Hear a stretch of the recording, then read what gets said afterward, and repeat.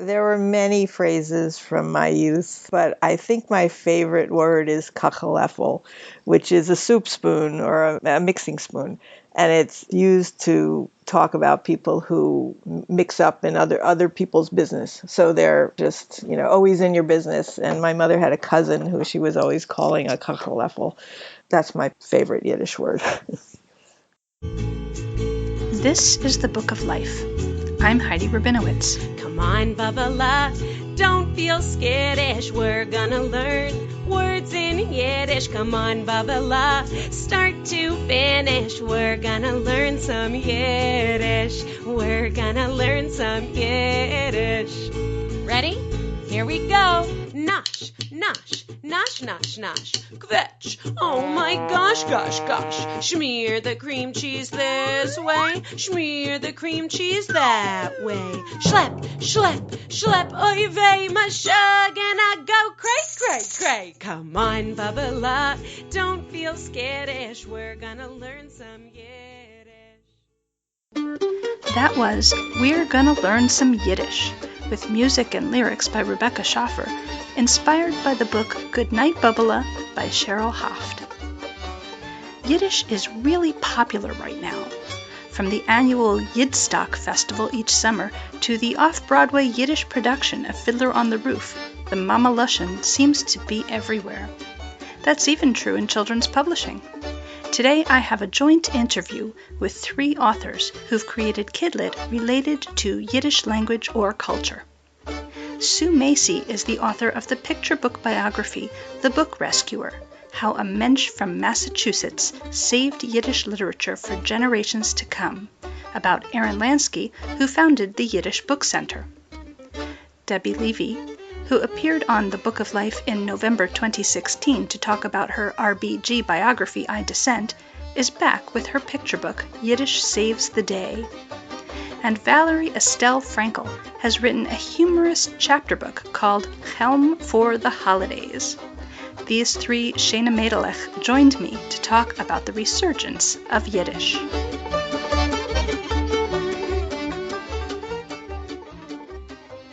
Welcome, Sue, Debbie, and Valerie. It's great to have all of you here. You have each written a recent children's book related to Yiddish culture.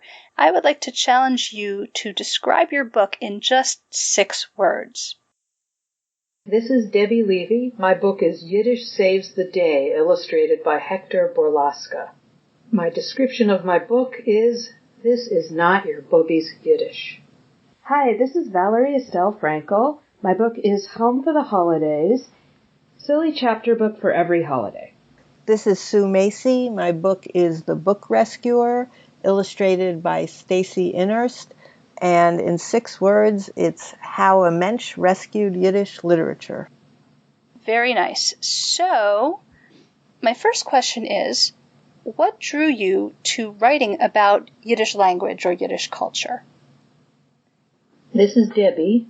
What drew me to write about Yiddish? Well, it's a book that was percolating for many years. I think I was just collecting ideas about how fun and vibrant Yiddish is, and I really wanted to try to write something that would bring it to contemporary kids and make it a language not of your booby, but of today, that kids could see as a language that, though they're not going to speak it in their everyday lives, can pop up from time to time in expected and unexpected places, and they could take pride in seeing this language, which is not only a language unto itself, but as the book points out, is a language that people use in our country and don't even know that they're speaking Yiddish.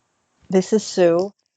First, I guess it starts with my grandma Adel, who hasn't been around for about almost 50 years, but she was a very important presence in my life, and she spoke Yiddish with my mother. And I think I got to the point where I wanted to write a personal book, and the story of how Aaron Lansky saved the world's Yiddish books from destruction is just really appealing to me as a person who writes books. And I thought he was a real hero.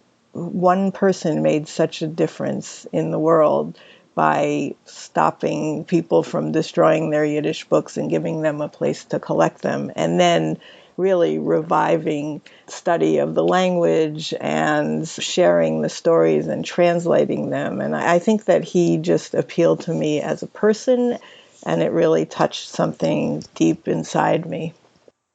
Hi, it's Valerie. So, I was teaching religious school at the time, and I was telling Chelm stories, and the kids loved them so much, but all my collections, everything I could find was either for Hanukkah or General, and I was looking at it going, I wonder what the people of Chelm did for Purim or Rosh Hashanah. I bet I could write one of those. So I did. Okay.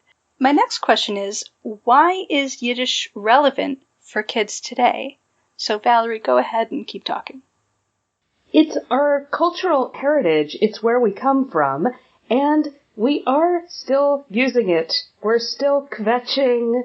We're still serving, as my mother would say, all these kvatch Twinkies and white bread. It's still part of us, so we might as well share it and acknowledge how much it's still affecting our lives. I was just reading yesterday that plots is now in Webster's dictionary. So Yiddish, as Valerie said, is part of everyday speech, and you don't have to be Jewish to be using Yiddish words. So I think it's a good time for people to sort of come face to face with the history of the language and how Yiddish words crept into our everyday speech. So next time you have a bagel, you're speaking Yiddish. This is Debbie. I'm not sure if it's more relevant today than it was yesterday, or than it'll be tomorrow, but I think it's always a good time to share with young readers different ways of being expressive. And if Yiddish is one thing, it's really expressive. What are the challenges in making Yiddish language or culture accessible to modern kids, and how did you tackle that in your own book?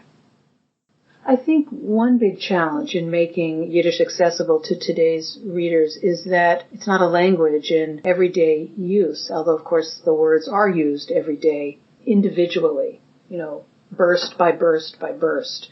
And so how do you make this old language that people sometimes think of as being spoken by old people or by even our grandmother's grandmother, if you're talking about our readers? That's the big challenge, and I'm sure we all have different ways of trying to overcome the challenge. For me, it was trying to write a story that was contemporary in its outlook and its concerns. It's just about some kid who has a really bad day, and Yiddish saves the day.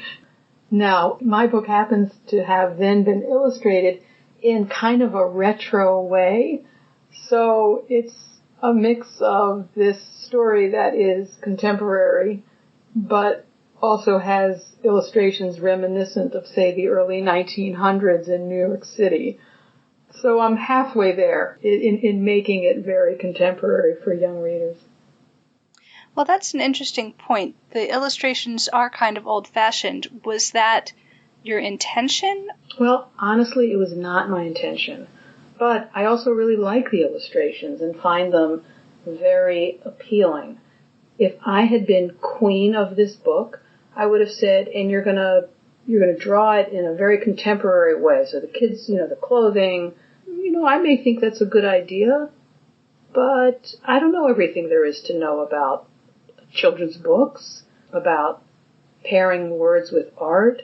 And so if the other heads on the project, the art director, the editor, the publisher, and the artist came out this way, I can come around to this way.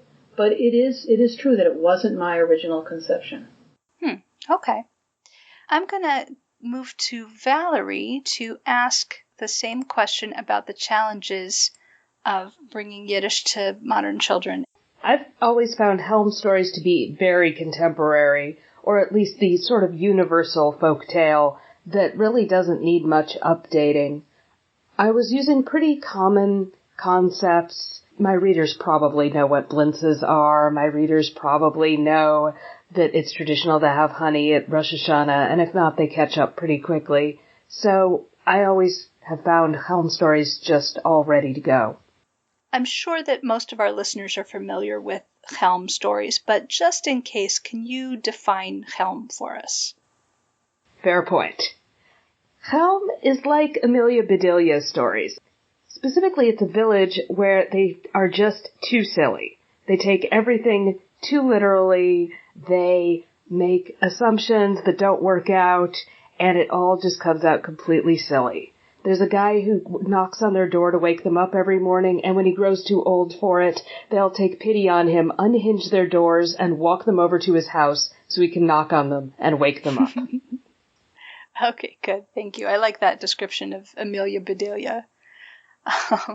Sue, talk about the challenges. Well, when you asked the question, you said the challenges of bringing Yiddish literature and culture to kids today. And I think that's a key, that Aaron Lansky saved all these books that were in a language that wasn't very accessible to most people in the United States today. And one of the things that his Yiddish Book Center is doing, it's translating these stories. And that's really had a big impact for me because, my grandparents came from Eastern Europe, and my only image of the place they came from was Fiddler on the Roof. I didn't have access to the stories, to the fiction and the nonfiction from their time in Eastern Europe to really get a good picture of it. And because all these books were saved, these stories are now being translated and being accessible. So there are many stories now to be shared with kids, with adults who have no idea what Jewish life was like in Eastern Europe. And I think that's why what Aaron did is so important. He basically helped save the language, but more important, he saved the literature, which fills in an important part of our history. Just take a minute to very, very briefly flesh out what your book is. My book is a picture book biography about Aaron Lansky, who is a contemporary of mine. In the 1980s, he started saving Yiddish books that were being tossed away because the people who read them were dying off and their descendants couldn't read them. And he was trying to study Yiddish and he couldn't find enough books in Yiddish to read. So he started asking people to send him books. And the call went out through different Jewish organizations, and he ended up saving more than 1 million Yiddish books and starting a Yiddish Book Center in Amherst, Massachusetts, to collect them, to share them, to translate them. They're available online in Yiddish, many of them. So he basically started this organization dedicated to the Yiddish language and Yiddish culture. Why do you think Yiddish is so popular right now? I also found out that there are a lot of non-Jews studying Yiddish, which makes sense because I studied French when I was in school and I'm not French. So Sure. I think that there's a curiosity about the language and the literature. There are organizations trying to bring it back. There's Yiddish Theater in New York. There's a Yiddish festival in New York every Christmas time. There's Yidstock at the Yiddish Book Center every July, which is a music festival of klezmer and other kinds of music. I might guess that it has to do with how many generations the majority of Jewish Americans have been here. Because what I'm discovering is a surge in Jewish sci-fi fantasy. For decades and decades, there was the joke about there is no Jewish Narnia, that's just not how we write a different kind of story. Well, in the last decade or so, everybody is writing a Jewish-themed fantasy world, a Jewish-themed sci-fi, and this really looks like we're comfortable enough in our world, in our culture, as fourth-generation Americans, that's a, rough estimate, that we're telling these stories now. That's an interesting theory, and you're right. There has really been an uptick, and especially the fantasy. I just wanted to say that in the 1970s, there was a Jewish science fiction collection called On Venus Have We Got a Rabbi? So Jewish fantasy and science fiction is not totally new because I wrote a paper about it in college. So, good. I had no idea there was an uptick in Jewish fantasy. How fantastic. But to your question, my guess would be sometimes when you feel like something is scarce or in danger of disappearing, then you hold it closer and love it more and try to bring it more to the surface and try to prevent it from disappearing. There's a sense of, oh, this is precious. Let's not let it disappear. Let's elevate it. Let's give it a rebirth. So that could be part of it. I want to ask each of you, do you have a favorite word, or if not word, a saying or a song in Yiddish? Valerie. Oh, you asked for it. You set this up. This isn't my fault. My dad has coined the phrase Essen ihre meine Fartofkes, which comes out to, in fact, eat my shorts in Yiddish. Oh, that's great. Say it again. Essen ihre meine Fartofkes. I love it. Okay, that's awesome. Sue, same question. There were many phrases from my youth, but I think my favorite word is kacheleffel, which is a soup spoon or a mixing spoon.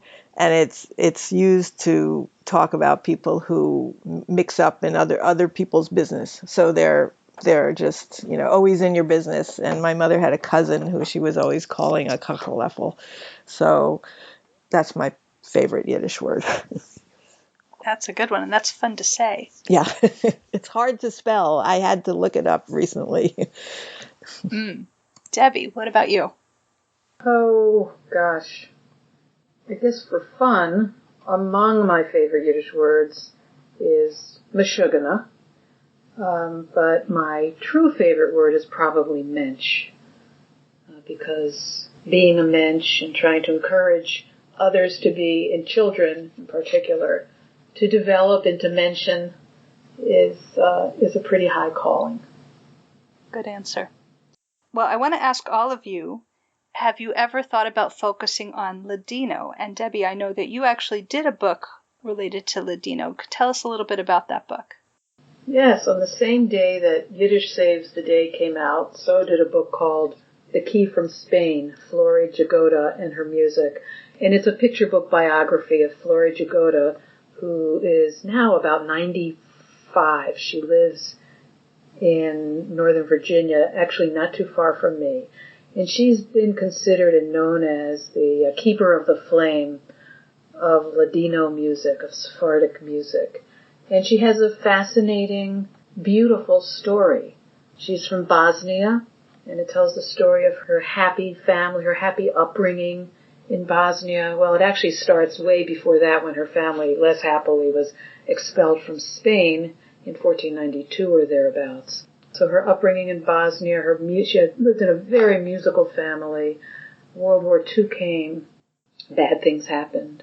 She survived, her parents did too. She came to this country and brought this music with her, and along the way she was really saved by her music. She was saved at one point by playing her accordion and singing Bosnian tunes. So yes, I've thought about doing a book about Ladino, and there it is, The Key from Spain. And I just love that a publisher let me shine a light on Flori Jagoda, whom people know if they're into folk music, or of course if they're into Sephardic culture. And also the art in this book. If we were on video, I'd hold it up for you to see, by Sonia Wimmer. The art just really exceeded my expectations. Okay. Valerie, what are your thoughts on Ladino? I've been looking into South American Jewish folklore, so if I approach this, it would be through the folklore, not the music, although Debbie's book sounds amazing. The folklore is interesting, but I haven't quite found the angle yet on the project. Some of the fantasy really does stand out as some amazingly different, really cool stuff. I could really see it being an easy pathway into the culture, so bits of the language, as I did with the Chelm stories, but not going deep into the words we don't know, just kind of surfacing along the cool traditions. Cool. And Sue, your thoughts on Ladino? I have not thought of writing on anything related to Ladino. I usually write books about women's history and women's sports. So the book Rescuer is extremely rare for me because the main character is a man. He's a great guy. Actually, now I'm thinking of other stories focusing on Jewish women, but not language. Language is hard.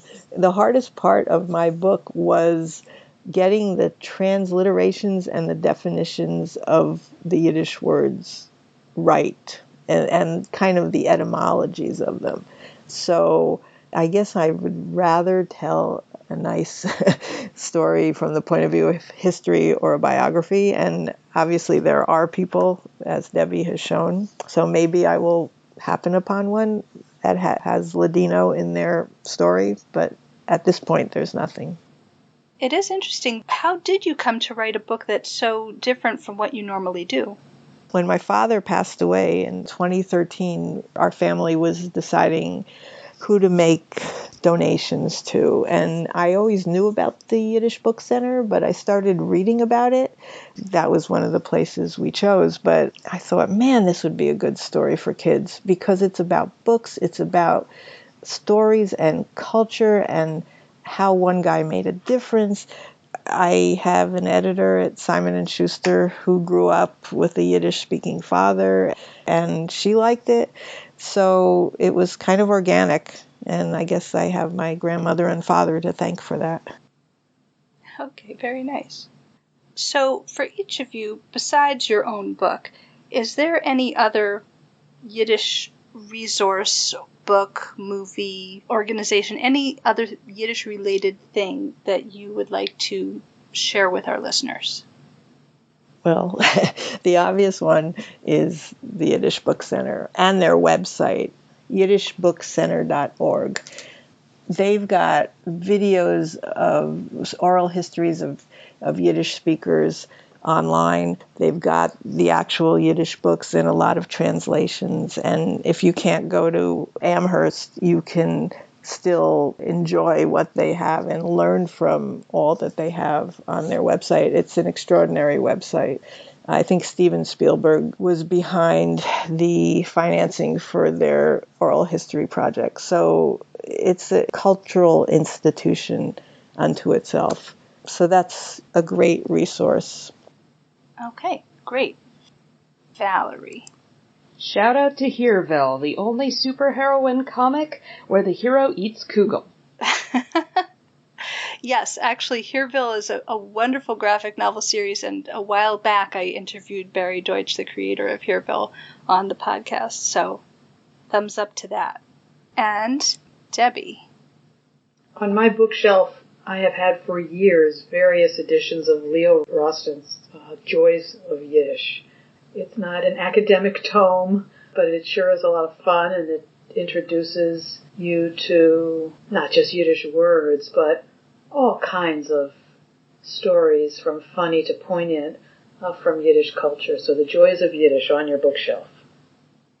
Okay, and it is on a lot of bookshelves. Yes. As a librarian, I can say that that's a book that gets donated repeatedly because everybody owns it. So during Tikkun Olam time here on the podcast, this is basically your chance to invite listeners to take some kind of action to help heal the world. I'm going to give each of you an opportunity to talk about that. Debbie. Put your phone down. Look at people and talk to them when you're, for example, checking out at the grocery store. Put your phone down when you're sitting on the bus or subway and take in the people who are around you. I think I have nothing against phones, but I'm also pro talking to people. And I think if we would engage with people in real life more, that would go just a tiny bit toward healing the world. Simple advice, easy to do. Sue, what Tikkun Olam advice would you like to share? Well, I believe in people's stories and finding the value in ordinary people. So I would say ask a senior what their story is and listen to them and ask them to sort of interview them. My mom is 91 and lives in a senior apartment. And she tells me, this woman was a professional golfer and the people you see when they're in their 80s and 90s do not immediately bring to mind these extraordinary stories that they have. I've made a career out of interviewing old people, but you don't have to be a writer to do that. You can volunteer or do it at synagogue or on the golf course or whatever. I think it's really important to understand and appreciate what people have done in their lives. Very nice. All right, Valerie. Anything at all we can do for the environment. It definitely needs it. Jewish values have always corresponded with taking care of our world and keeping this place beautiful because God gave it to us. And there are so many things we can do, although at the moment the big government stuff and the big boycotts and the big voting for environmental regulations seem to be a bigger step than just picking up a paper cup on the street. Good point. Is there anything else you'd like to talk about that I haven't thought to ask you? Sue, you can go ahead. Well, my next book is about women in sports, but I actually have a young adult book about the 1920s and how the 1920s gave female athletes a chance to break stereotypes. But as far as the Jewish theme, I think there are a lot of stories yet to be told. They're not necessarily obvious stories, and I look forward to finding them and exploring them, and some of them will be about Jewish topics, and we shall see. More will be revealed. Okay, great. Valerie, is there anything else you'd like to talk about that I haven't thought to ask you? Well, my book was just a PJ Library book, and when I met my publisher, Carben, they were kind enough to say, "So, where's the sequel?" And I said, but I am actually working on the sequel, which is a sci-fi story for each holiday for little kids. So, I guess I'm launching more books like this one. Chelm for the Holidays is book number 75, so yes, I do have other titles. Wow. Yeah, I know. It's a mess to pack a suitcase. I've got books like Women in Doctor Who. I've got a series of Harry Potter parodies. I've got a lot of nonfiction on Harry Potter, too. I've got superheroines and the epic journey with a bunch more on superheroines coming up. Lots and lots of analysis of pop culture. Outlander, Game of Thrones, She-Ra, pretty much whatever we're into. Okay, so I just have to take off my Jewish Kidlit hat for a moment and tell you that you just hit upon some of my very favorite things in the world. Doctor Who and Harry Potter are my top two fandoms, and She-Ra is pretty close behind. So, yeah, that's great. Debbie, do you have anything else that you would like to talk about that I haven't thought to ask you? No, I would say, Heidi, you've thought to ask a lot of good questions, so I'm going to just leave it there. Okay, thank you. Sue, Debbie, Valerie, großen Dank. Thank you very much for joining us today on the Book of Life, and bei mir bist du schön. Yeah, and thank you.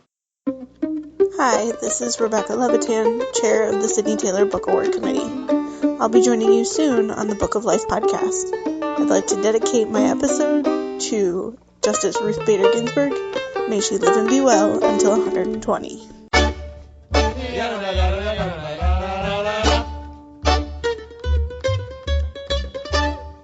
Don't be a stranger.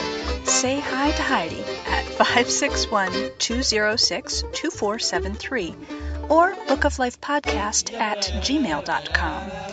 Check out our Facebook page or our Facebook discussion group, Jewish Kidlit Mavens. We are occasionally on Twitter, too. There are lots of ways to support the show through Patreon and through donations to our home library, the Feldman Children's Library at Congregation B'nai Israel of Boca Raton, Florida. You can find links for all of that and more at bookoflifepodcast.com. Our background music is provided by the Freilach Makers Klezmer String Band. Thanks for listening, and happy reading!